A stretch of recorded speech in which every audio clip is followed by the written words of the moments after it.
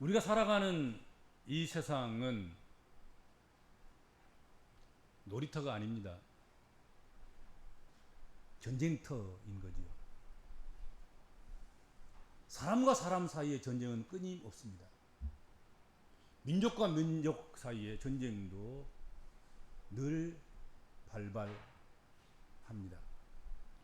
국가와 국가 사이의 전쟁, 그리고 인간과 자연 사이의 전쟁으로 이 땅은 항상 피가 흥건히 젖어서 흐르는 곳이 바로 우리가 사는 세상이다 하는 것입니다.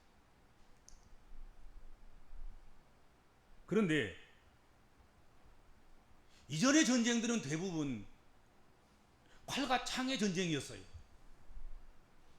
병거와 말로 전쟁했습니다. 그런 전쟁이었습니다. 그런데 오늘날의 전쟁은 경제전쟁입니다.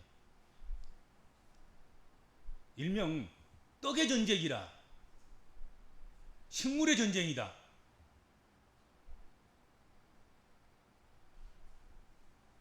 그렇게 말할 수 있겠습니다. 사람은 떡 없이 살아갈 수 없는 존재입니다. 비그리스도인들이든 비그리스도인은 말할 것도 없고 그리스도인들도 떡 없이는 살 수 없는 존재인 것입니다.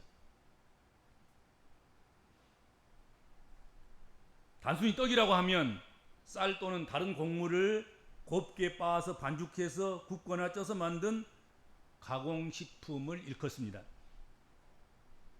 성경은 떡 이야기가 얼마나 많은지 모릅니다. 떡의 이야기가 무수히 등장하고 있습니다. 왜 그러냐면 하나님의 지으신 그 인간은, 하나님의 피조물이고 하나님의 창조물인 인간은 먹어야 사는 존재이기 때문에 그렇습니다. 그러니까 떡 이야기가 안 나올 수가 없는 거예요. 그래서 반드시 먹을 양식이 필요합니다. 구세주로 오신 예수님도 오실 때 완전한 인간으로 오셨습니다. 신으로 오신 게 아니잖아요. 영으로만 오신 것이 아니잖아요. 완전한 인간으로 오셨습니다. 그래서 완전한 인간으로 온, 인간의 몸을 입고 온 주님이시기 때문에 주님도 먹어야 사는 존재인 거예요. 예수님은 성령에 이끌려서 광야로 가셔서 40일 동안 금식하신 후에 마귀에게 3가지 시험을 받으셨습니다. 그리고서야 비로소 공생이라는 것을 시작하십니다. 오늘 주신 본문 말씀은 예수님이 받으신 3가지 시험 중에 첫 번째 시험, 1가지 시험입니다. 예수님께서는 3가지 유형의 시험을 사단에게 받았고, 그리고 그 시험을 모두 말씀으로 이기셨습니다. 그런데 예수님이 받으신 이 3가지 시험은 인생 누구나 현실적인 삶을 살고 있는 삶의 현장에서 매 순간 경험하고 받을 수밖에 없는 그런 대표적인 시험의 유형들이다 하는 것입니다.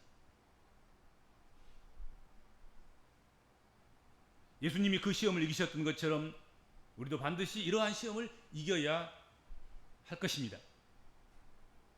예수님의 첫 번째 시험은 40일을 금식하시고 굶주리고 허기진 상태에, 바로 그때에 사단이 그에게 슬그머니 다가와서 네가 만일 하나님의 아들이거든 명하여 이 돌들로 떡덩이가 되게 하여서 네 배불리 먹어라, 그렇게 이야기한 것입니다. 네가 하나님의 아들이면 40일 금식했는데 배고프지 않니? 언제 씨 뿌려서, 언제 추수해서, 언제 부엌에서 밥을 안 쳐서 부글부글 끓는 밥을 먹을 수 있겠어? 너는 하나님의 아들이니까 여기서 그냥 이 돌들에게 떡덩이가 되게 하라, 그래가지고 그냥 먹어. 너는 하나님의 아들이니까 그렇게 할 수 있지 않겠어? 그런 거지요.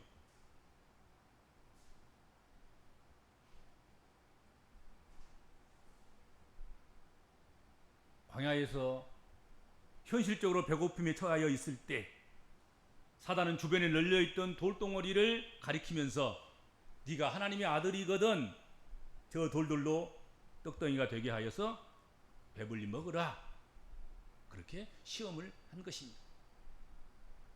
그것도 아주 조롱 섞인 말로, 만일 네가 하나님의 아들이거든, 하나님의 아들 아니면 못할 것이고 하나님의 아들이면 할 수 있을 것인데 하나님의 아들이거든 그렇게 한번 해봐라.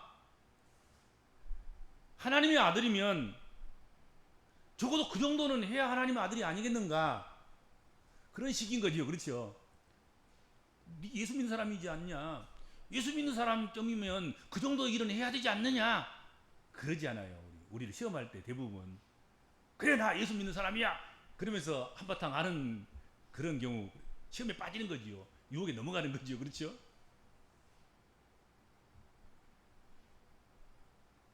사단은 현실에 부합하려는 욕망에 부채질을 하는 것입니다.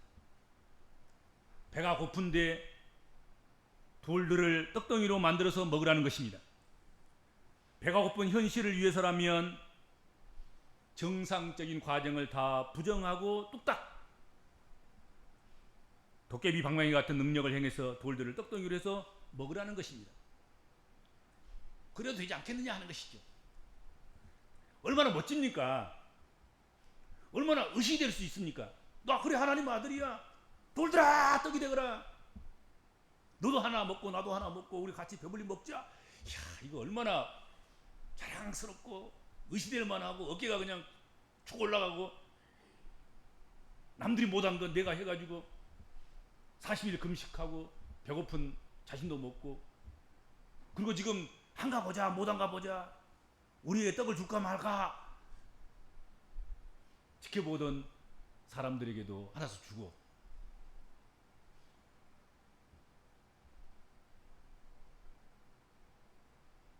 땀 흘려서 정상적인 양식을 구하고 그것을 요리를 해서 먹는 과정을 거치지 않고 돌들을 명하여 떡덩이가 되게 하여 먹는 행위는 내가 다른 사람들과는 다른 존재, 특별한 존재임을 나타낼 수 있는 기회도 됩니다. 그렇기 때문에 특별 대우를 받을 수도 있으니 얼마나 기대가 되는 일입니까? 얼마나 유혹받기 쉽냐 그 말이죠. 당신 이것만 하면 당신은 특별 대우야, 이건 특별 케이스야, 이건 존경받고 대접받고 위대하게 될 수 있는 좋은 기회야.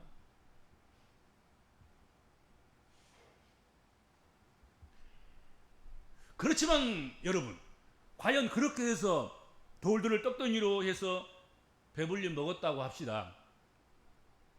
그렇다면 그 결국은 어떻게 되겠습니까? 아마도 여러분의 뱃속에서, 여러분의 장에서, 예수님의 뱃속에서, 예수님의 장에서 돌 구르는 소리가 날 수밖에 없을 것이고, 속에서 돌들이 서로 부딪히며 소리를 지를 것이다 하는 것입니다.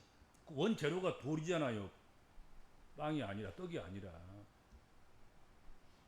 잠깐 변형시킬 수 있고 잠깐 모양을 바꿀 수 있으나 그 근본은 돌이잖아요.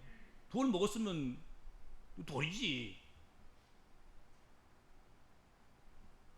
그래서 아무리 급해도 돌을 떡덩이로 만들어 먹는 것은 옳은 일이 아닙니다.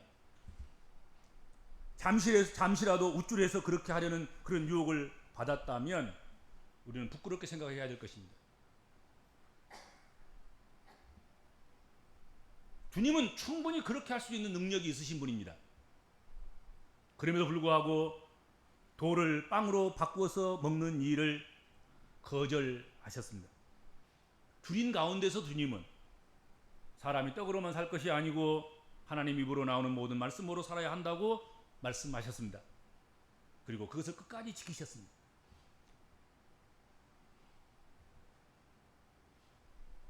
그렇다고 예수님께서 먹는 것을 그렇게 하찮게 생각하신 분은 아니십니다.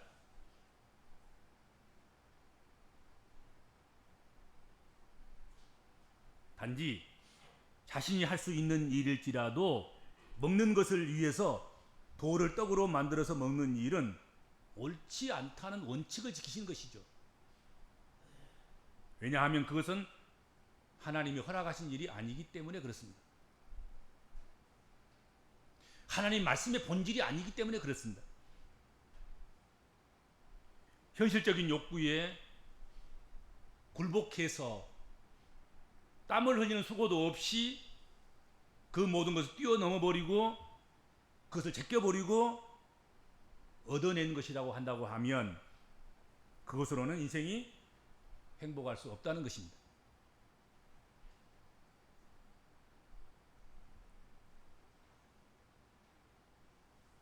땀 흘리지 않고 얻은 그 행복이라든지 쾌락이라든지 즐거움이라든지 이런 것들은 결국은 다 불행에 빠지잖아요. 어떤 것으로 떡을 만들어서 배불리 먹어야 합니까? 농사 지은 것으로. 수고의 농사를 땀 흘려서 지은 것으로, 그것으로 요리의 과정을 거쳐서 그렇게 먹는 한 숟갈 밥이 우리에게 쾌락을 주는 것이고 행복을 주는 것이고 건강을 주는 것이고 평안을 주는 것 아니겠는가 하는 것이죠. 그렇죠?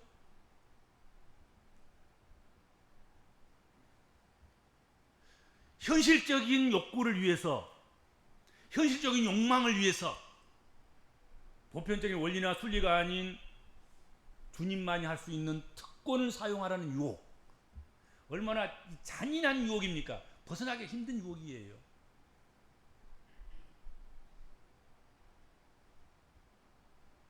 원리나 순리나 순서나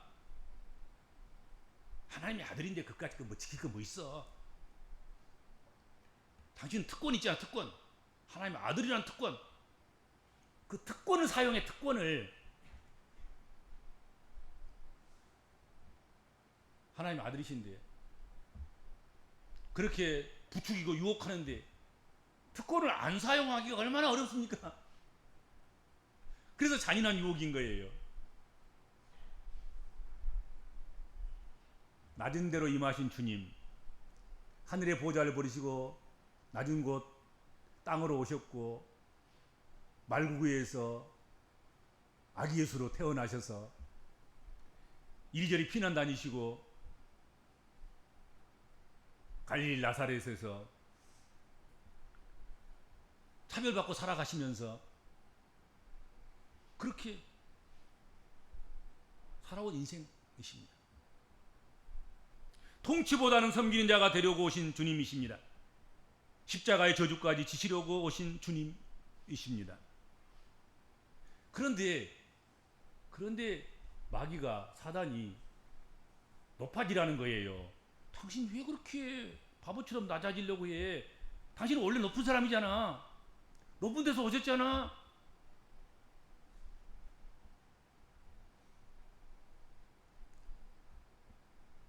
당신은 사람들과는 다른 존재라는 것 아니겠습니까? 하나님의 아들이여든 돌덩이로 떡덩이가 되게 하여 마음껏 배불리 먹으라는 것입니다.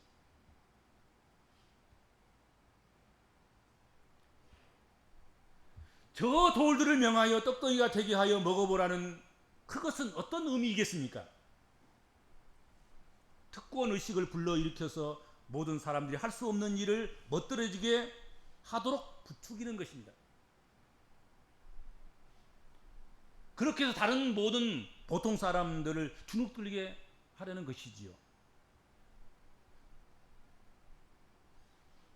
여러분, 오늘도 우리에게 끊임없이 사단은 이렇게 유혹합니다.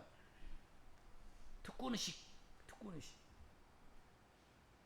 너는 다른 사람과 달라. 너는 특별하지 않아. 너는 헌신도 많이 하고 수고도 많이 하고 고생도 많이 하고 직분도 있고 애쓰지 않아. 좀 특별하게 굴어도 괜찮아. 이게 얼마나 무서운 유혹인지 아셔야 됩니다.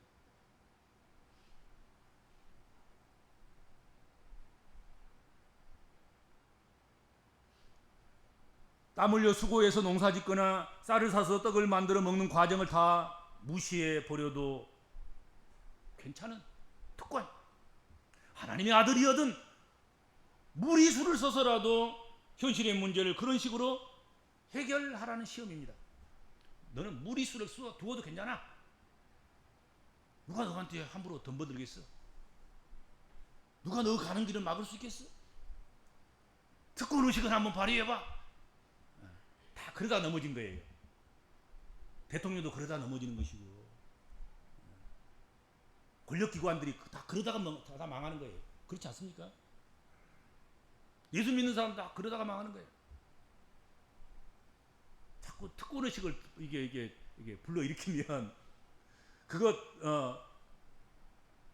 풍선에 바람 드는 것처럼 낙적 자꾸 넣어주면 마치 자기가 무슨 천군천사가 된 것처럼 특권 의식을 불어도 괜찮은 사람처럼 그렇게 굴려고 해. 교회에서도 막 어깨 어찌되면서 내가 누군데. 근데 사실 그게 사람이 그런 게 아니고 천사가 그런 게 아니고 예수께서 그렇게 하신 것이 아니고 꼭 사단이 그렇게 한단 말이에요. 사단은 처음부터 거짓말쟁이고, 사단은 처음부터 시험하는 자고, 사단은 처음부터 넘어뜨리는 자고, 사단은 그런 거 아니겠습니까? 그 싸워서 이겨야 되는 것입니다. 그렇죠? 교회에서 특권 의식을 부추겨서 뭐 이렇게 자꾸 뭐 하려고 하면 그 내려놓으셔야 됩니다. 아, 이것도 마귀가 나를 시험 들게 하는구나. 주여 나를 시험 들지 않게 하시옵소서. 기도하고 이기고 물리쳐야 될 것입니다.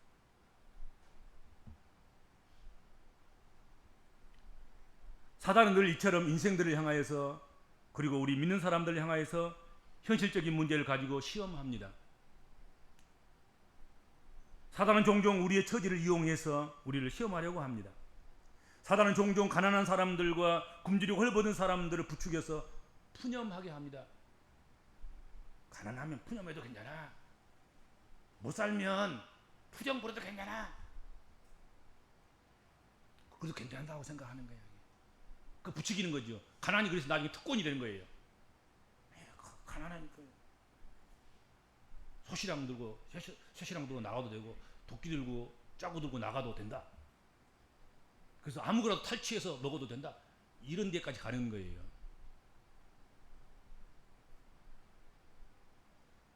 또한 사단은 가진 자들을 부추겨서 갑질하게 합니다. 무리수를 쓰게 합니다. 그렇죠? 부자들에게, 야, 네 부자 되는데 누가 보태준 것 있어? 네 것이니까 네 마음대로 해봐. 그러지 않아요?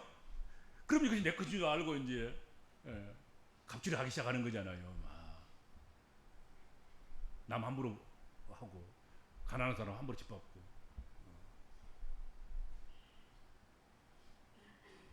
이세벨이 아하방으로 하여금 당신이 이스라엘을 다스리는 자가 아니십니까? 열왕기에 보면 이세벨이라는 아내가 자기 남편에게 당신 아하방, 위대한 오므리 왕조의 아하방 아니십니까? 당신이 뭐 하겠다는데 감히 누가 당신 앞에서 대항한단 말입니까? 당신이 왕 아니십니까? 그렇게 부추겨서 나봇의 포도원을 빼앗게 한 것, 여러분 잘 아실 것입니다. 그렇죠?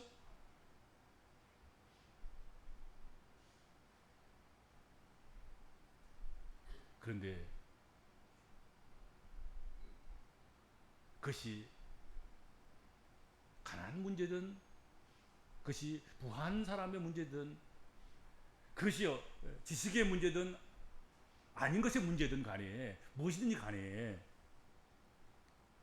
그렇게 현실적인 문제를 인해서 사단이 유혹하는 것에 넘어가는 것, 그것은 자신의 영혼을 팔아먹는, 하나님 앞에서 죄악을 짓는 그런 일이라는 것, 그것을 우리가 잊어서는 안 될 것이다 하는 것입니다. 그렇죠?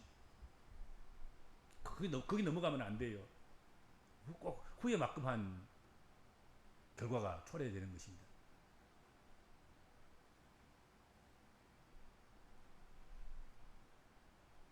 현실적으로 사람은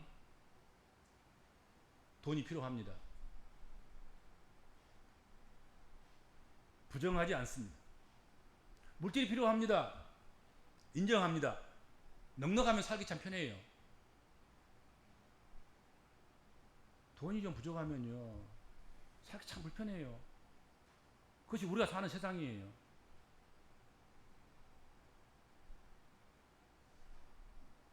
인생은 배가 불러야지 행복이에요. 물질이 부족하고 떡이 부족하고 빵이 부족하면 불행한 거예요. 누가 됐든지 간에. 그게 성인 문자든지 무슨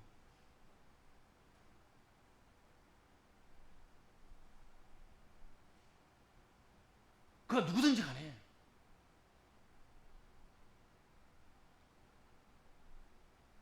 그거 부정할 수 없습니다. 부인할 수 없습니다.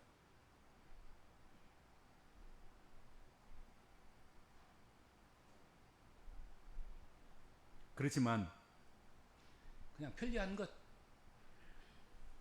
있어야 할 것 정도지 그 이상의 것은 아니다 하는 것입니다. 그 이상이라고 하는 것, 그것은 사단이 우리를 미혹하는 거짓 가치인 것입니다. 그래야 돈 필요하지. 그러나 영혼을 팔아먹어서 돈 얻을 만큼 그렇게 돈이 귀한 건 아니란 말이죠. 당연히 육신을 입었으니까 떡이 필요하지요. 떡이 부족하면 못 살지. 그러나 떡을 위해서 내 영혼을 팔아먹을 만큼 그렇게 가치 있는 것은 아니다 이거지. 필요한 건 아니지만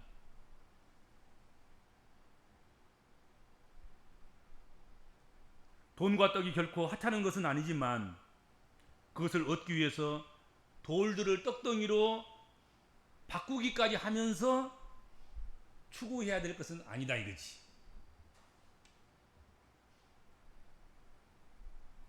그렇게 쌍글이 다 원리를 무시하고 원칙을 무시하고 과정을 무시하고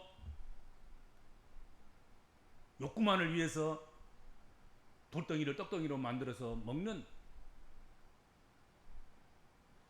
그 일은 우리가 해서는 안 될 일이다 하는 것이죠.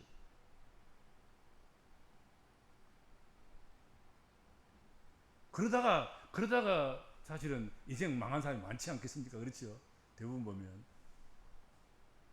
그냥 필요한 대로 필요한 한 만큼 수고해서 땀 흘려서 얻은 만큼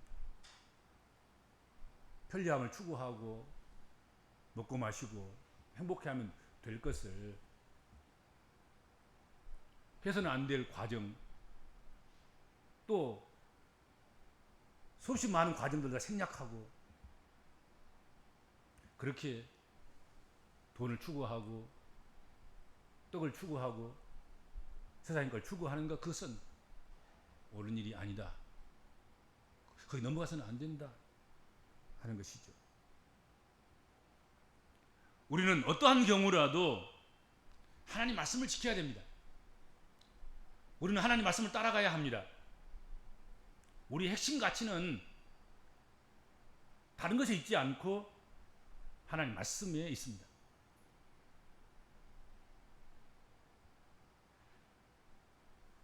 말씀과 기도로 우리가 살아가야 할 것입니다. 우리는 떡으로만 사는 사람들이 아니고 돈으로만 사는 사람도 아니고 세상의 것으로만 사는 사람들이 아니라 하나님 주신 말씀의 가치로 살아가는 사람들입니다. 주님은 약속하셨습니다. 마태복음 6장 33절에서 너희는 먼저 그의 나라와 그의 의를 구하라. 그리하면 이 모든 것을 너희에게 더하실 것이다. 그렇게 약속하셨습니다. 먼저 그 나라와 그 의를 구하는 것. 그리하면 나머지 것, 그것은 하나님이 책임져 주신다는 것 아니겠습니까? 하나님 말씀에 따라서 과정을 잘 이렇게 유지하고 지키고 지탱하고 그 과정과 순서를 잘 우리가 찾아서 그렇게 살아가면 하나님께서 그 모든 것들의 열매가 맺도록 하시고 우리가 누리도록 그렇게 하신다 약속하셨습니다. 자꾸 교회 안에서 또 세상에서 이렇게 살아갈 때 특권 의식을 불러일으켜서 당신쯤이면 그 과정 안 해도 되고, 당신쯤이면 농사 안 지어도 되고, 당신쯤이면 부엌에서 땀 흘려서 밥 안 지어도 되고, 그냥 돌덩이를 떡으로 바꿔서 먹으면 된다 하는 유혹. 이 유혹이 언제든지 있습니다. 가정에서도 있고요, 직장에서도 있고요, 교회에서도 있고요, 또 사회에서도 있고요, 나라와 나라 사이에, 민족과 민족 사이에도 있고요. 다 있어요. 그럴 때마다 예수께서 그걸 거절하신 것처럼 우리는 하나님의 말씀으로 그것을 거절해야 될 것입니다. 그리고 우리가 마땅히 해야 될 일, 겸손히 우리의 사명, 우리가 해야 될 그 일들을 마지막 순간까지 잘 충성스럽게 감당하는 그런 그리스도인들이 되시길 바랍니다.